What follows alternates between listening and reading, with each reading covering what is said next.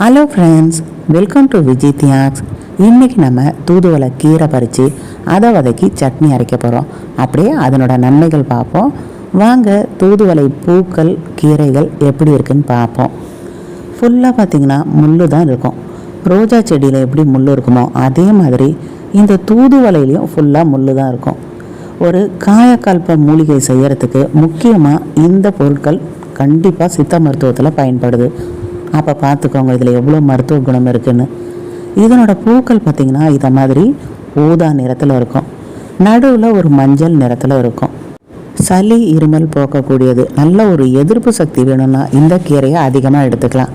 வாங்க சட்னி அரைக்கும் போதே நன்மைகள் பற்றி முழுமையாக பார்க்கலாம். தூதுவளை சட்னிக்கு பார்த்திங்கன்னா செக்கு நல்லெண்ணெய் போட்டிங்கன்னா சூப்பராக இருக்கும். அதனால் இன்றைக்கி நான் செக்கு நல்லெண்ணெய் போட்டிருக்கேன். 4 காஞ்ச மிளகா போட்டுக்கோங்க.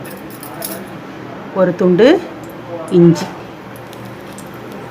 இது கொட்டை அப்புறம் பார்த்திங்கன்னா நார்லாம் இல்லாமல் எடுத்து வச்சுருக்கேன். அதனால் இது ஒரே ஒரு நெல்லிக்காய் பழ அளவுக்கு புளி போட்டுக்கோங்க. 10 பல் பூண்டு, கொஞ்சம் போல் சின்ன வெங்காயம்,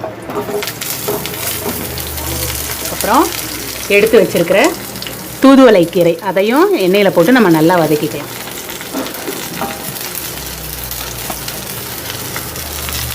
ஒரு தக்காளி பழம்,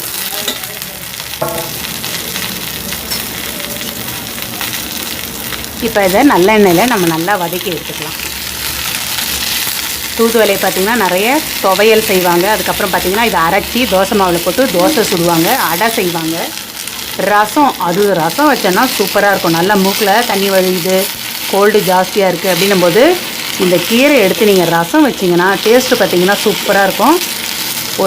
ஒரு நாள்லேயே பார்த்திங்கன்னா மூக்கில் தண்ணி வழியிறது, அப்புறம் கோல்டு தலைபாரம் இதெல்லாம் பார்த்திங்கன்னா சீக்கிரமாக சரியாயிடும். ஸோ நம்ம இன்றைக்கி இந்த முள்ளுக்கீரைன்னு சொல்லுவாங்க, அதுக்கப்புறம் பார்த்திங்கன்னா தூதுவளைன்னு சொல்லுவாங்க. இந்த கீரையை வச்சு நம்ம இன்றைக்கி சட்னி எப்படி அரைக்கலான்றதை பார்க்கலாம். இது சட்னிக்கு இந்த கசப்பு தன்மை தெரியாமல் இருக்கிறதுக்கு கொஞ்சம் போல் நான் இன்றைக்கி சின்ன வெங்காயம் போட்டுருக்கேன். குழந்தைங்களுக்கு சில கால்சியம் சத்து ஜாஸ்தி இருக்கிறதால வயசானவங்க எலும்பு தேய்மானம் அடைஞ்சிட்டு இந்த முட்டிக்கிட்டலாம் நிறைய வலி இருக்குது பாருங்கள், அவங்க கூட இந்த சட்னி நிறைய எடுத்துக்கலாம். சட்னி நம்ம ஆல்மோஸ்ட் எப்போ பாரு கார சட்னி தக்காளி சட்னி பண்ணுறதோட இந்த தூதுவளை சட்னி பண்ணிங்கன்னா நம்ம தோசை இட்லிக்கு எப்படியும் டெய்லி டிஃபன் சாப்பிடும்போது இந்த சட்னியை நம்ம கொஞ்சமாவது எடுத்துப்போம். பார்த்திங்கன்னா மூச்சு ப்ராப்ளம் இருக்குது, லங்ஸு ப்ராப்ளம் இருக்குது அப்படின்றவங்க இதை எடுத்துட்டிங்கன்னா சீக்கிரம் லங்ஸ் எல்லாம் சரியாயிடும். கேன்சரை சரிப்படுத்தக்கூடிய தன்மை பார்த்தா இந்த தூதுவளை கீரைக்கு இருக்குன்ட்டு இப்போ ரிசர்ச் சொல்லுது. ஸோ இன்றைக்கி ரிசர்ச் சொல்கிறத அன்றைக்கே நம்மளோட சித்தர்கள் முன்னோர்கள்லாம் இந்த கீரையை சாப்பிட்ணுன்ட்டு நமக்கு பழக்கப்படுத்தியிருக்காங்க. ஸோ கண்ணில் தண்ணி சில பேருக்கு வந்துகிட்டே இருக்கும். அது மாதிரி கண்ணில் தண்ணி வருது அப்படின்றவங்க இதை கொஞ்சமாக தண்ணியில் போட்டு கொதிக்க வச்சுட்டு ஒரு தக்காளி பழம் போட்டு கொஞ்சம் மிளகு போட்டு தேவைன்னா போதுமான அளவு சால்ட்டு போட்டு நீங்கள் சூப்பு குடிங்க. கண்ணில் தண்ணி வழியிறதுன்றது சீக்கிரம் பார்த்தா நின்றுடும். ஸோ இதை நம்ம சூப்பாக குடிக்கலாம், ரசம் வச்சு சாப்பிட்லாம். அப்புறம் பார்த்திங்கன்னா நிறைய கீரை கிடைக்கிது அப்படிங்கும்போது அந்த கீரையை வதக்கிட்டு கொஞ்சம் புளி வச்சு வெறும் இந்த மாதிரி மிளகா வச்சு துவையல் அரைச்சோன்னா தயிர் சாதத்துக்கு பார்த்திங்கன்னா சூப்பராக இருக்கும். ஸோ நீங்கள் துவையெல்லாம் அரைக்கலாம். இந்த மாதிரி சின்ன வெங்காயம் நிறைய போட்டு தக்காளி இந்த மாதிரி கீரைலாம் போட்டு சட்னியாகவும் அரைக்கலாம். ஸோ இப்போ பார்த்திங்கன்னா நல்லா ஃப்ரை ஆகிடுச்சு. கீரை இந்த அளவுக்கு நல்லா ஃப்ரை ஆகிட்டு நீங்கள் அரைச்சா தான் உங்களுக்கு டேஸ்ட் நல்லாயிருக்கும். இல்லைன்னா பார்த்திங்கன்னா பச்சை வாசனை வரும். ஸோ இப்போ அதை ஆற வச்சுட்டு நம்ம நல்லா நைஸாக வெண்ணெய் மாதிரி அரைச்சி எடுத்துக்கலாம். சீரகம் ஏற்கனவே நான் சொல்லியிருக்கேன். நீங்கள் காஞ்ச மிளகா இதை மாதிரி சிசரில் கட் பண்ணி வச்சிட்டிங்கன்னா இதோட காம்பெல்லாம் நம்ம குழம்பு மிளகா அரைக்கும் போது போட்டு அரைச்சிட்டோன்னா காம்பு நமக்கு வேஸ்ட் ஆகாது. ஸோ இது மாதிரி 4 நாளாக கட் பண்ணிட்டிங்கன்னா ஈஸியாக நம்ம எடுத்து போட்டுடலாம். காம்பு பார்த்திங்கன்னா வேஸ்ட் ஆகாது. நம்ம மிளகா தூள் அரைக்கும் போது நம்ம அதை யூஸ் பண்ணிக்கலாம். ஸோ நீங்கள் இதை மாதிரி சிசரில் கட் பண்ணி வச்சுட்டு அந்த காம்பை வேஸ்ட் பண்ணாமல் நம்ம மிளகா தூள் அரைக்கும் போது அதில் போட்டுருங்க. ஸோ இப்போ நம்ம வதக்கி வச்ச கீரையை நல்லா நைஸாக அரைச்சி எடுத்துக்கலாம். ஒரு 4 பீஸ் காஞ்ச மிளகா போட்டுக்கோங்க. அரைச்சி எடுத்த பீஸ் பார்த்திங்கன்னா இதை மாதிரி நல்லா கீரை நல்ல வெண்ணெய் பதத்துக்கு இருக்குது. இதை அப்படியே ஊற்றிக்கோங்க.